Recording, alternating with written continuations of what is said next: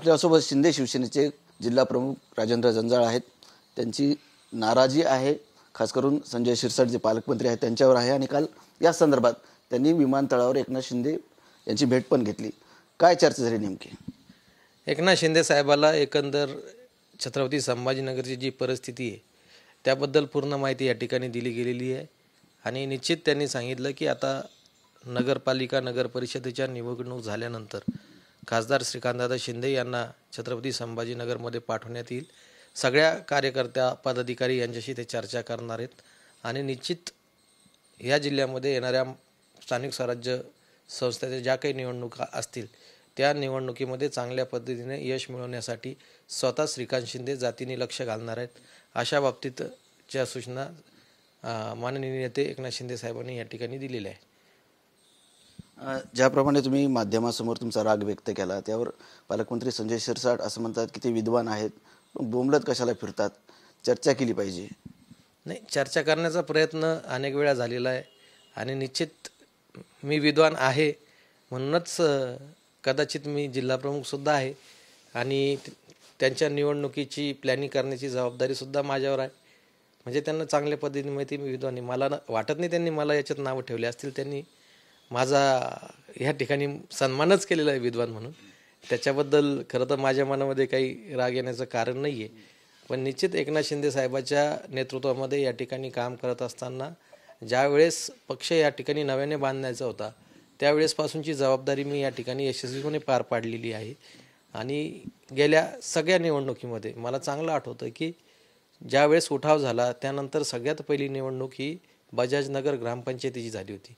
आणि त्या ग्रामपंचायतच्या निवडणुकीमध्ये युती न करता 16 पैकी 11 जागा त्या ठिकाणी निवडून आणल्या होत्या. आणि ती पण जबाबदारी मी यशस्वीपणे पार पडली होती. लोकसभेची जबाबदारी असेल, विधानसभेची जबाबदारी असेल आणि बऱ्यापैकी छत्रपती संभाजीनगरची शिवसेनेची संघटनात्मक बांधणी हे सुद्धा एकदम चांगल्या पद्धतीचे आहे. आमचे कार्यकर्ते आक्रमक आहेत. आमचे कार्यकर्ते बाळासाहेबांचा विचार लोकांपर्यंत पोहोचवण्याचं काम करतात, समाजकारणाचं काम करतात, अनेक जणांना मदत करतात, आंदोलन करतात.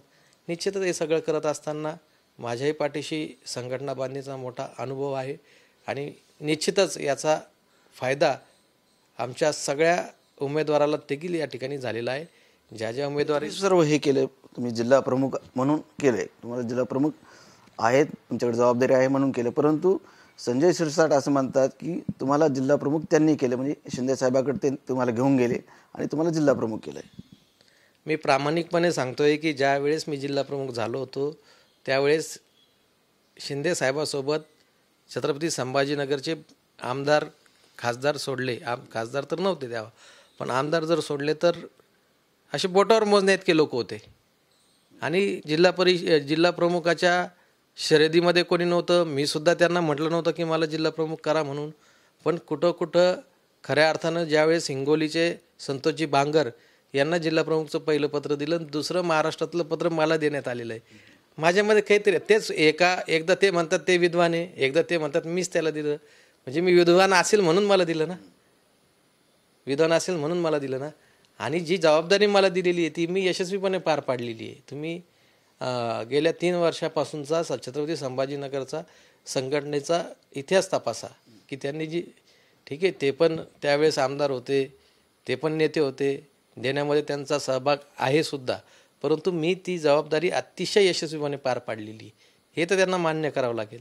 म्हणजे त्यांची निवड चुकली नाही असं मी याच्यातून निश्चित सांगू इच्छितो. त्यांचं म्हणणं असं होतं की पक्षामध्ये काही नवीन लोक येत असतात, ते तुम्हाला सहन होत नव्हतं, राग येत होता म्हणून. पक्ष मोठा केला पाहिजे का? तर 100% पक्ष मोठा केला पाहिजे. पण कुठं पक्ष मोठा केला पाहिजे की ज्या प्रभागामध्ये आपल्याकडं पदाधिकारी कार्यकर्ते नाही आहे, ज्या प्रभागात आपल्याकडं खूप चांगले कार्यकर्ते, ज्या कार्यकर्त्यांनी लोकसभा आणि विधानसभेच्या निवडणुकीमध्ये आपल्याला प्रचंड मताधिक्य मिळवून दिलं. मताधिक्य नाही तर त्यांनी उबाटाच्या काही लोकांशी त्या ठिकाणी संघर्ष केला. आता जिथं आपण ऑलरेडी ताकदवर आहोत त्याच ठिकाणी उभाटाचे लोक घ्यायचे आणि त्याच्यामुळे सुरुवातीपासून आपल्यासोबत असणाऱ्या लोकांवर अन्याय करायचा, याच्यावर माझा आक्षेप आहे. माझं लोक घेण्यावर बिलकुल आक्षेप नाही. लोक त्यांनी घेतले पाहिजे, पक्ष मोठा झाला पाहिजे. माझी पण भूमिका तीच आहे, त्यांची पण भूमिका तीच आहे. तर मग याच्यात वाद करण्याचं कारण काय? आणि सगळ्यांना विश्वासात घेतलं गेलं पाहिजे. ज्या माणसाला आपण घेणार आहोत त्याचं पॉलिटिकल मेरिट किती आहे हे तपासलं गेलं पाहिजे, सगळ्यांशी चर्चा झाली पाहिजे आणि त्याच्यानंतर आपल्या पक्षामध्ये जुन्या पदाधिकारी किंवा जुने कार्यकर्ते आणि नवीन येणारे यांच्यामध्ये कुठं वाद होणार नाही याची काळजी घेतली गेली पाहिजे, एवढीच माझी भावना आहे. तुमची आणि आज खासदार श्रीकांत शिंदे यांची भेट होणार आहे, या ठिकाणी संजय शिरसाट आणि तुमच्यामध्ये काही चर्चा होणार आहे का? बैठक आजच होणार आहे का? नाही, बैठक आज होणार नाही. खासदार श्रीकांत शिंदे हे परभणीला जाणार आहेत, त्याच्यासाठी या ठिकाणी आलेले आहेत.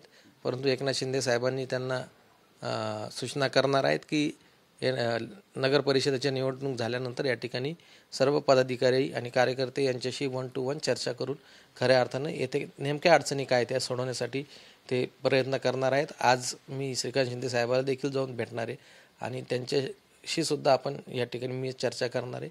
आणि निश्चित श्रीकांत शिंदे साहेब हे चांगलं व्यक्तिमत्व आहे, युवा आहे, हुशार आहेत.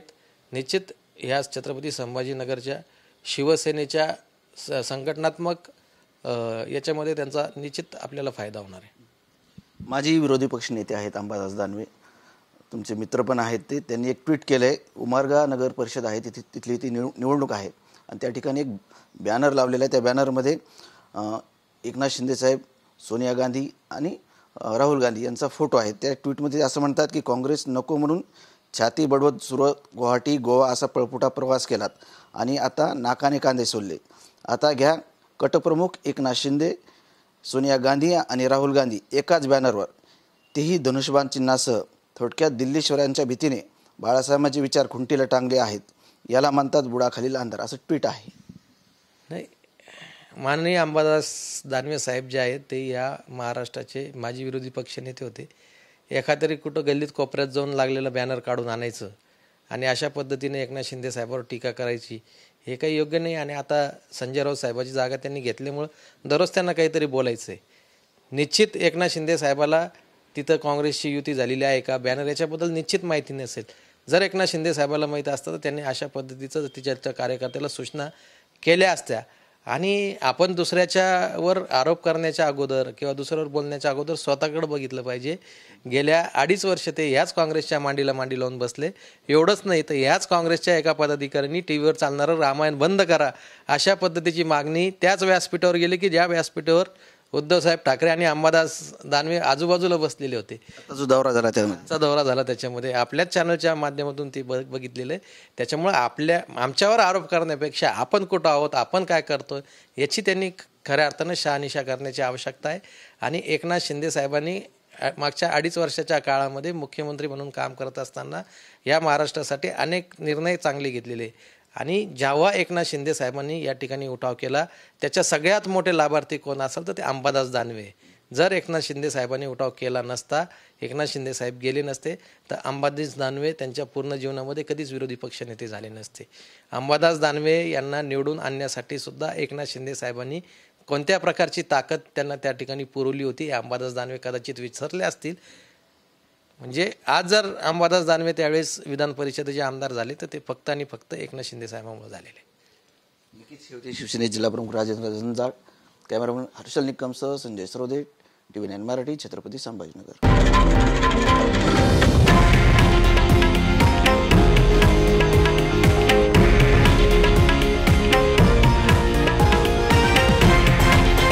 हे आहे देशातील नंबर 1 न्यूज नेटवर्क आणि आपण पाहत आहात TV9 मराठी, एकमेव.